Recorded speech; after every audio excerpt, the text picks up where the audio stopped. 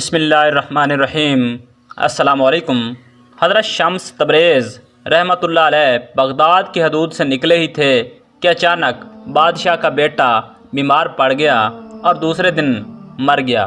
بادشاہ کو گمان گزرا شاید یہ سب واقعہ حضرت شمس تبریز رحمۃ اللہ علیہ سے بدسلوکی کی وجہ سے رونما ہوا ہے۔ بادشاہ نے اپنے مشیران کو حکم دیا کہ کوئی بھی صورت ہو انہیں بغداد واپس لاؤ۔ حکم پاتے ہی مشیران تیز گھوڑوں پر سوار ہو کر دوڑ پڑے اور شاہی قاصدوں نے انہیں جا لیا۔ پھر دست بدست عرض کی حضور واپس بغداد تشریف لے چلیں۔ یہ سن کر حضرت شمس رحمۃ اللہ علیہ کے چہرے پر اذیت کا رنگ ابھر آیا۔ کل جس جگہ مجھے ذلیل کیا گیا آج پھر اسی مقام پر جانے کا کہہ رہے ہو۔ حضرت شمس رحمۃ اللہ علیہ نے انکار کر دیا، لیکن شاہی کارندے بہت دیر تک عاجزی کا مظاہرہ کرتے رہے تو آپ کو ان پر رحم آ گیا۔ جب آپ شاہی محل پہنچے وہاں صف ماتم بچھی ہوئی تھی۔ یہ سب کیا ہے؟ آپ نے بادشاہ سے پوچھا۔ یہ میرے جوان سال بیٹے کی میت ہے۔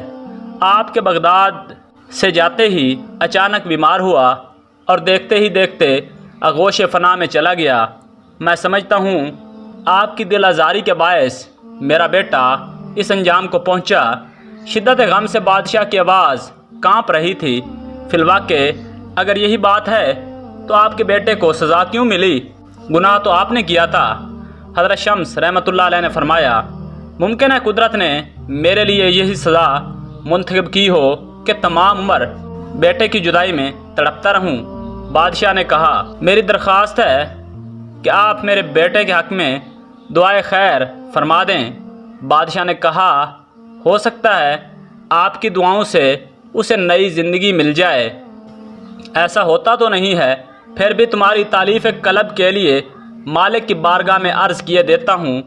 ایوان شاہی کے ایک کمرے میں ابھی دعا کے الفاظ کی گونج باقی ہی تھی کہ شہزادے کے جسم کی جنبش ہوئی اور وہ اٹھ کر بیٹھ گیا اور حیرت زدہ نظروں سے چاروں طرف دیکھنے لگا۔ یہ منظر دیکھ کر بادشاہ حضرت شمس تبریز رحمۃ اللہ علیہ کے قدموں میں گر گیا کہ یہ سب آپ کی دعاؤں کا نتیجہ ہے۔ ہرگز نہیں، یہ تو قادر مطلق کی کرم نوازی کا ادنا سا مظاہرہ ہے جو اپنی ذات میں لا شریک ہے، اسی کا شکر ادا کرو۔ آپ نے فرمایا، یہی کرامت آپ کے لیے وبال جان بن گئی۔ لوگوں نے آپ کو شعبدے باز کہا اور آپ کے خلاف صف آرا ہو گئے۔ حضرت شمس تبریز رحمۃ اللہ علیہ کی کھال کھینچ لی گئی۔ اسی حالت میں بغداد سے نکال دیا گیا جب آپ لہو لہان تھے۔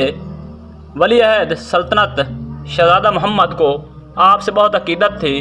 جب آپ شہر بدر ہوئے تو شہزادہ محمد بھی آپ کے ساتھ ہو لیا۔ بغداد سے نکل کر ہندوستان کا رخ کیا اور طویل مسافت کے بعد ملتان پہنچے اور سکونت اختیار کی۔ ملتان کے لوگوں نے بھی اہل بغداد کی طرح آپ کی مخالفت کی۔ ایک بار یوں ہوا کہ حضرت شمس رحمۃ اللہ علیہ کو گوشت بھوننے کے لیے آگ کی ضرورت پیش آئی۔ آپ نے شہزادہ محمد کو آگ لانے کے لیے بھیجا، مگر پورے شہر میں سے کسی نے بھی آگ نہ دی۔ ایک سنگ دل شخص نے اس وجہ سے شہزادے کو اتنا مارا کہ چہرے پر زخموں سے نشان ابھر آئے۔ واپس آ کر شہزادے نے پورا واقعہ سنایا تو آپ کو جلال آ گیا اور آپ انتہائی غصے کی حالت میں خانقاہ سے نکلے۔ گوشت کا ٹکڑا ہاتھ میں تھا۔ پھر حضرت شمس رحمۃ اللہ علیہ نے آسمان پر نظر کر کے سورج کو مخاطب کرتے ہوئے فرمایا، تو بھی شمس میں بھی شمس، اس گوشت کے ٹکڑے کو بھون دے۔ اتنا کہنا تھا کہ گرمی کی شدت میں اضافہ ہو گیا۔ پھر یہ گرمی اتنی بڑی کہ اہل ملتان چیخ اٹھے۔ پورا شہر آگ کی بھٹی بن کر رہ گیا۔ کچھ باخبر لوگوں نے یہ صورتحال دیکھی تو آپ کی خدمت میں حاضر ہوئے اور عرض کرنے لگے کہ کیا چند نادانوں کے جرم کی سزا پورے شہر کو دے ڈالیں گے؟ آپ نے فرمایا، یہ نادان نہیں، سفاک ہیں، آگ جیسی بے قیمت چیز نہیں دے سکتے۔ شہزادے کے چہرے کو زخموں سے سجا دیا۔ آخر اس کا جرم کیا تھا؟ جانتے ہو یہ کون ہے؟ بغداد کا شہزادہ میری خاطر بھیک مانگنے گیا، لیکن اس کو شہر والوں سے زخم ملے۔ جب تک سارے شہر کے جسم آبلوں سے نہیں بھر جائیں گے مجھے قرار نہیں آئے گا۔ خدا کے لیے انہیں معاف کر دیں۔ ملتان کے دانائے راز حضرات نے سفارش کرتے ہوئے کہا، آپ نے معاف کر دیا۔